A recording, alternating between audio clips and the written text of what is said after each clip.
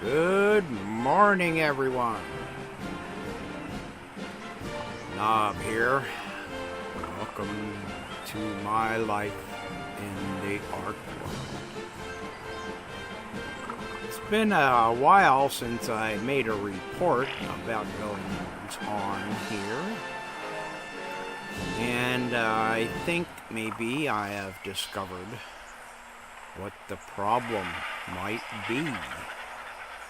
Not really a temporal displacement. I think it's a spatial displacement.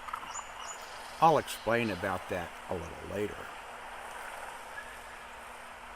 Anyway, I've been here at the base and out and about doing things. And I've discovered a few new things. I don't know if it was level dependent or what. But I finally got the cooking pot to work. And I have been able to create some of the recipes, notably energy brew, medical brew, that's what I used most often, and also a number of dyes. Now, those dyes across the top of my storage box inventory were colors that were gifted to me. The red and the yellow are colors that I made. And you can see I got a paintbrush down there and a bunch of glass jars for putting water in the cooking pot with the appropriate berries to make paint. And needless to say, I got to paint. You see my storage box is red. My preserving bin is red.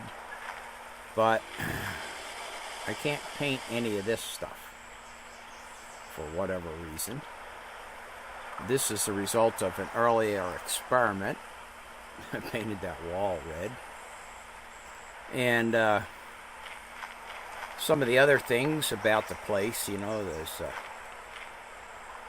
wooden roofs, some of the other boxes, the front door, a couple of wall panels over there, and a ladder. Anyway, what I can't paint is anything on the animals. Can't paint the saddles, can't paint my armor, can't do any of that stuff. I tore this enclosure down entirely. I painted this red on the ends and yellow in the middle. Makes a great target to aim for when I'm coming back from a flight if I want to land here. I moved Mr. Silver inside my storage enclosure. My animal pen. Now, I haven't suffered any more losses recently of my critters.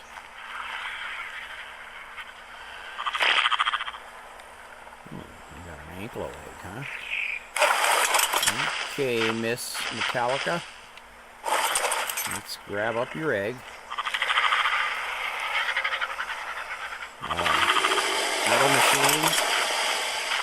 Long gone. Never did find him again, never came back. Mr. Ed, my monkey, he disappeared. I went over and got Mr. 10 Cent.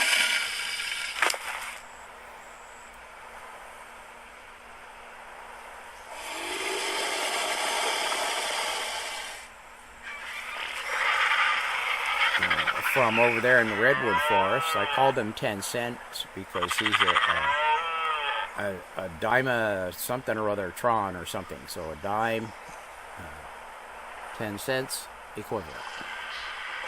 Still have all the old critters here, and surprise, surprise, there's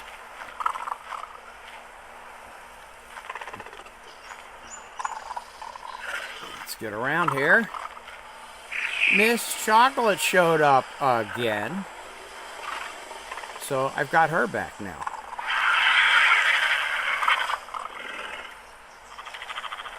And I put Mr. Silverstreak in here. He seems to be happy and quite content to be over here with all the other members of the family. I went out and got Mr. Blackstone. A Barry Onyx, you know, Onyx is a Blackstone. He was a pretty low level. And I thought I would get him because he is good in the water. He can breathe underwater.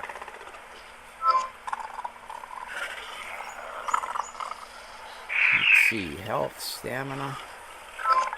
Ooh, 35 points in stamina.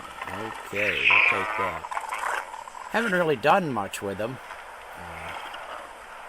But, you know, the little river out here, or the channel where I am, is pretty easy to navigate for me. My oxygen stats are way up.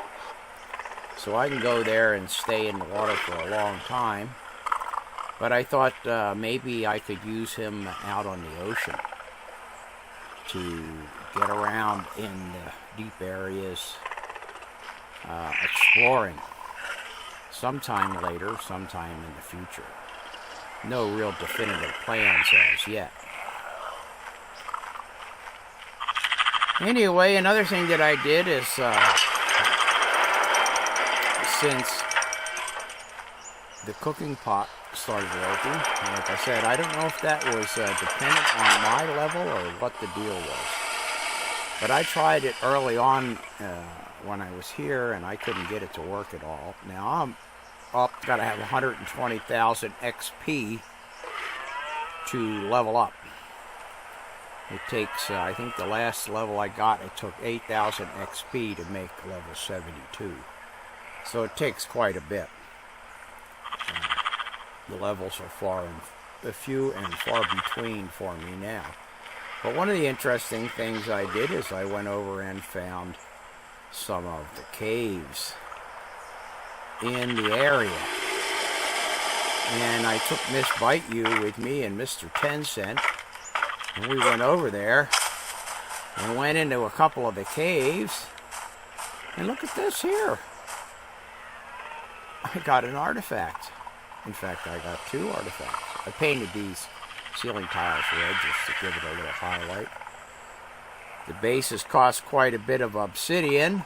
I think 80 pieces of obsidian. But I can get obsidian up there pretty easily and also over on that mountain.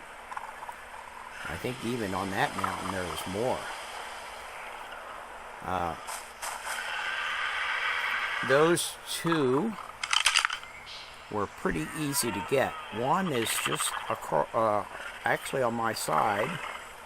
You can see it's just a little due north of the base is the cave, and the other one is southwest. Now I tried to find that cave before when I was operating out of the south base. A little bit east of due south. Tried to get in that one. I tried to find it. I couldn't even find it. Same thing. I think it depended on what my level was. Anyway, I found that. Got one of the artifacts in one cave and the other artifact in the other cave. Now, that artifact to the southwest, that's over there at about 36 or 37 by 62 or so. That's a poison cave, and I went in there, looked around, and I started dying immediately. If I'd have stayed in there for more than about 2 minutes, I'd have been dead, so I got the heck out. It told me when I went in there that I didn't have a high enough level. So none of my armor protects me against that poison. I'm not sure what I need to go in there. And I also went up there, if you look up to the northwest of me, right on the edge of cold country, right across the channel from my base there, is another cave. So Miss Bite You and Mr. 10 Cent went with me. We traveled overland, went up to the base there. I did some work on the base. And went over there and hopped in that cave. I had to take fur armor because it's so cold, of course. And I could get in a fair ways with Miss Bite You, but there's a low area that she can't fit through, and I have to stoop down to get through. And when I got through the first time, there was a Gigantopithecus in there. The HP on that Gigantopithecus was 6,000. I was not prepared for that. Now I built a pump-action shotgun, and I started filling them full of shotgun rounds. And also, you can see here in my inventory, I no longer sport my Mastercraft pike because I got an apprentice level sword. Now that apprentice level sword has got about 3 times the durability of the pike and causes twice the damage. I could have made a sword some time ago, but it didn't equal the strength of my Mastercraft pike. So finally I was gifted an apprentice sword blueprint and built it up. And I gotta tell you, boy, that thing is... I thought the Mastercraft pike was great. That apprentice sword is just absolutely chops things up. Anyway, so I started... The shotgun, the pump-action shotgun is nice for the first 6 shots, but then it takes a while to load up. And the Gigantopithecus was hammering on me pretty hard. I started whacking on him with the sword, but eventually that didn't turn out well. So I'm thinking if I go back the next time, whee! I can do this in a couple steps, see? Fly over there. I don't get hurt at all doing that. I have gotten some time ago, I got this shotgun, I believe, a Mastercraft shotgun. Durability 744, damage 123. Now compared to my pump action shotgun,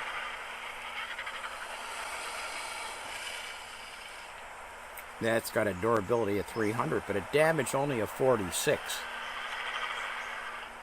Versus damage of 123 and higher durability. The problem is, of course, it only fires 2 shots before it has to be reloaded. I will tell you, however, that double-barreled sawed-off shotgun is devastating to critters. I can one-shot many of them, and often even like a big Rex or something, 2 shots. And if it doesn't kill them outright, it's knocked them down so bad it only takes a couple whacks with the sword and gone. Anyway, I thought I might go back again with that shotgun instead of the pump-action shotgun and see if I have any better luck with getting that Gigantopithecus.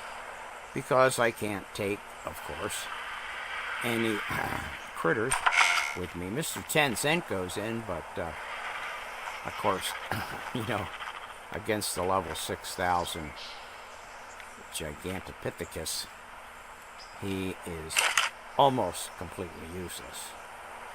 Okay, we gotta wait a little while there to get a full load. So that's kind of the things that I have been doing. Got out and about, got a couple of trophies there. One thing I got because I did some of the challenges.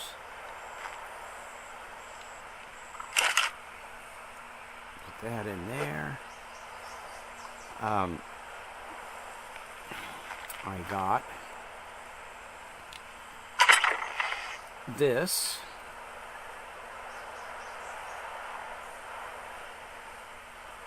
There we go.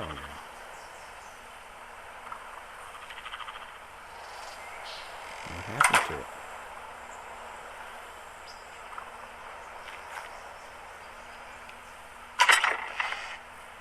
So you see all the metal pike, picks, hatchets, and pikes I've got? virtually every one of those I got from a dead critter. And the ratio seems to be about 1 metal tool per 10 critters. So if you multiply all of that by 10, you can see how many critters I had to dispatch in order to get all those metal tools. You know, what happened to my... Huh. Something else has disappeared again. Very distressing, unless I put it somewhere else. Not there.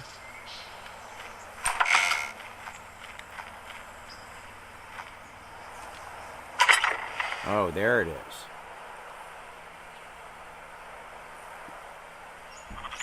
Carnotaurus trophy. It's supposed to mount on a trophy wall mount structure, I think, but it will not do that. So I thought I might try to build a trophy base and see if it'll work on that. I'm not holding out great hopes, but I can't display it as of right now.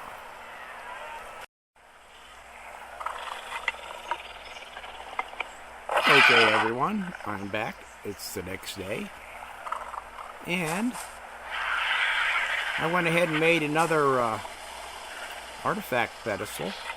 Oops, it's a little misaligned, I guess. Anyway, I put my Carnotaurus trophy on it, and it's kind of cool. It's this little animation.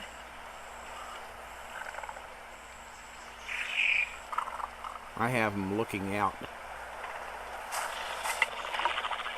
over towards the volcano with my other two artifacts. He's not really an artifact, he's a trophy.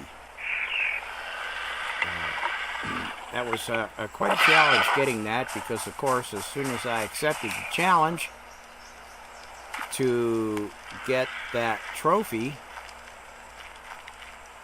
normally over here down there on the beach,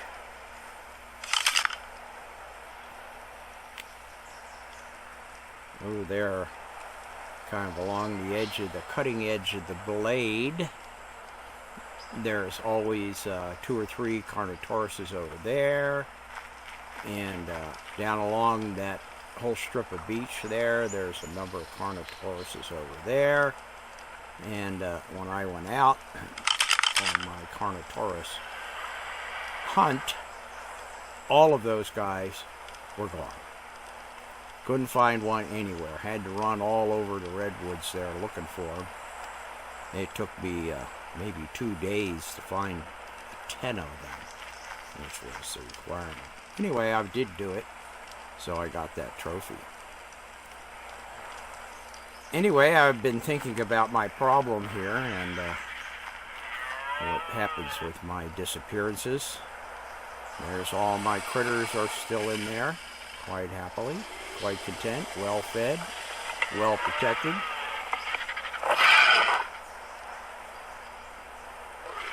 What was that?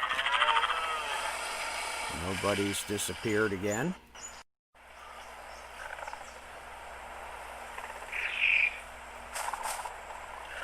Okay, so there's my trophy. Seriously, cool. I might have to, I got a whole bunch of those challenges I could accept.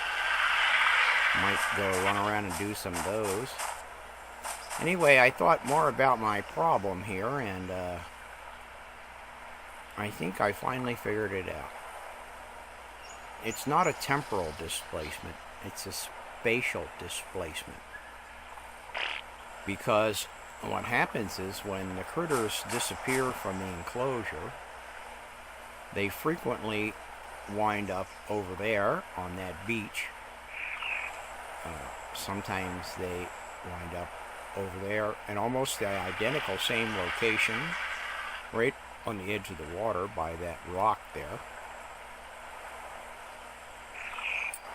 And then Sometimes they wind up on the beach over there by that tree. And then Mr. Silver's favorite spot seems to be out here somewhere on the land, somewhere around the spike wall, which I've added to considerably. Over on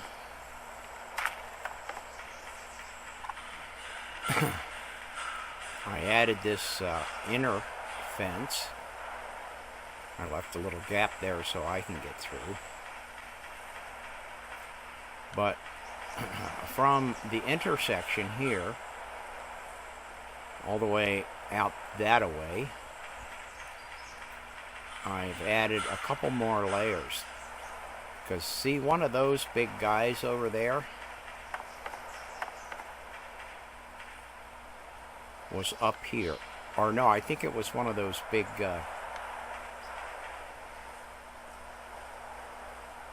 big creatures like the Bronto, but the name begins with a D. It escapes me at the moment. Anyway, I added another layer to the spike wall. He was over here and actually managed to step over the spike wall. And when he was stepping back the other way, he got tangled up in it and it killed him. It's really hilarious. I've seen it a few times because when they die, it launches them about 150 meters out that way somewhere. And I have noticed a couple times a Rex getting tangled up in the spike wall. It just kills them. It really doesn't damage them significantly, I don't think. See, these are all in a good state of repair. Perfectly good condition. Keep hearing something over there. Oh, there it is. Those pterodons. Anyway, I added another little one over here. I put a gate or a doorway in here so I can get in and out without having to open the big gate. It's a pedestrian passage. And yeah, added this more spike wall here, all in an effort to keep anybody from or any of the critters from getting in here to bother my friends and associates. Hi, Mr. Woody. How you doing? Doing okay, looks like. Level 54. I can go out now. He's got enough weight.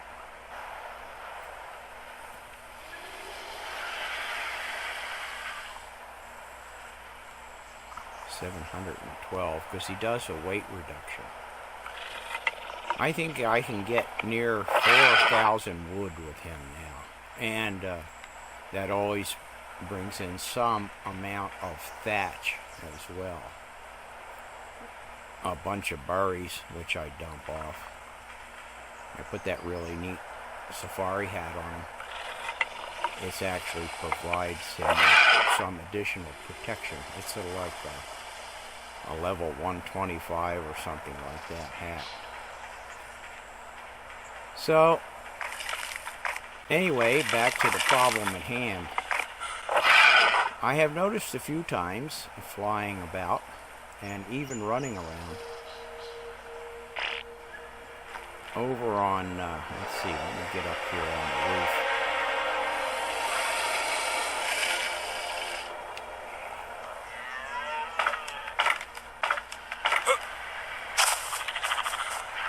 I should really get a pike so I can point better.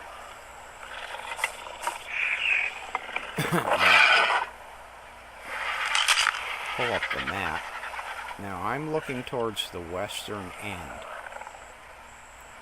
Somewhere right around 40 longitude by 60 latitude. Somewhere over there is an invisible wall. The only way I can explain it. And right in that general vicinity, there is an area where all the background noise is muted to nothing. Now, I've run into that wall both flying and on foot, and I can't run through it. It's like I slide sideways along the wall until I get to the end of it, which is somewhere still on that big landmass. And then I can go around the end of it. Now, also, over that way, where the Gigantosaurus mountain is, somewhere between here and that Gigantosaurus mountain is over there at about, let's say, the peak is at about 58 longitude by 30, maybe 35 latitude. Somewhere between where I am here at my base and over there, maybe sort of around on a diagonal line across, just to the northeast of that cave entrance, is another one of those invisible walls that I've run into on the flyer. I haven't run into it on the ground, but I've run into it on the flyer. And my memory's a little fuzzy because I don't always,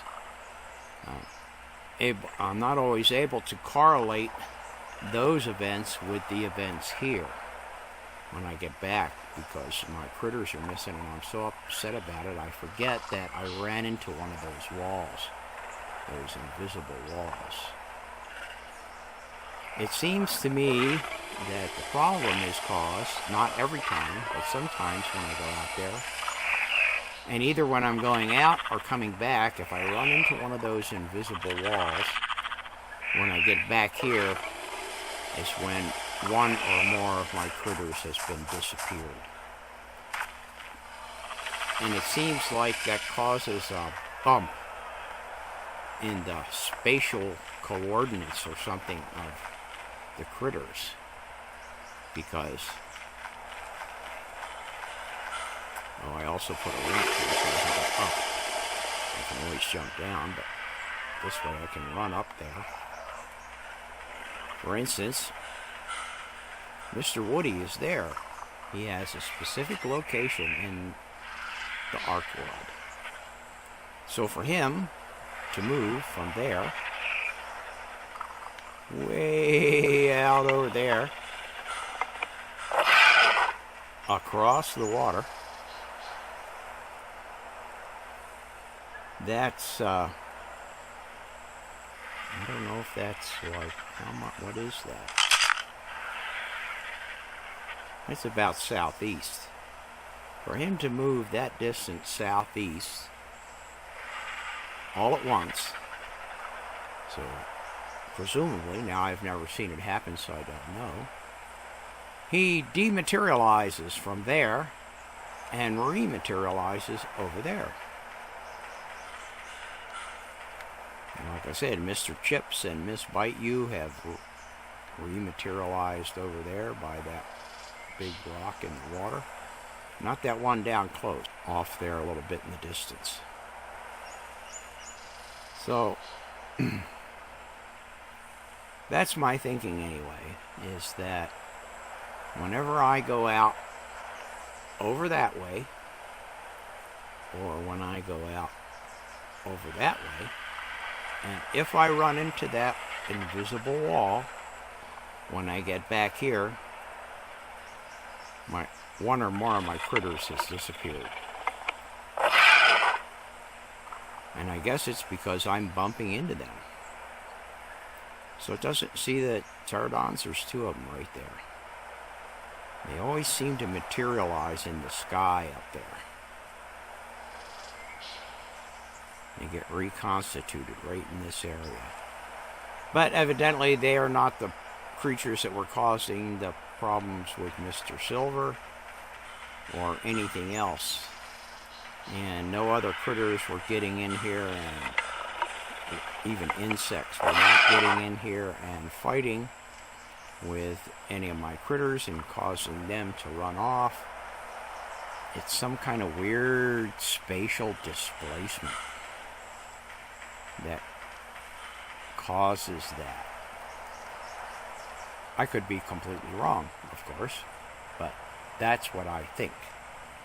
The only problem, of course, is that if I go off on one of my little adventures and I run into that wall, then I know some of my critters are going to be disappeared. So anything that I accomplish on that little adventure, I'm going to have to do a temporal displacement in order to regain my creatures, which means whatever I got accomplished on that adventure will be lost. And it seems to be somewhat random, because it doesn't happen all the time, only sometimes. Unfortunately, I went out and destroyed a bunch of my bases, because I was thinking, well, maybe I had too many bases, and in reality, that's not a problem. I do not believe that's a problem. It's not that I have too much stuff. Some kind of weird spatial displacement problem. And I don't know, I can't fix it, you know. I didn't create the ARK world. Whoever's running it has not fixed the problem, or maybe it's intentional. What do I know? I was just a mind-wiped, nearly naked person when I first arrived here. I'm a little more savvy now. I got some good places to live and some good tools and weapons. But as far as what the mechanics of the ARK world are and how it operates, I have no clue.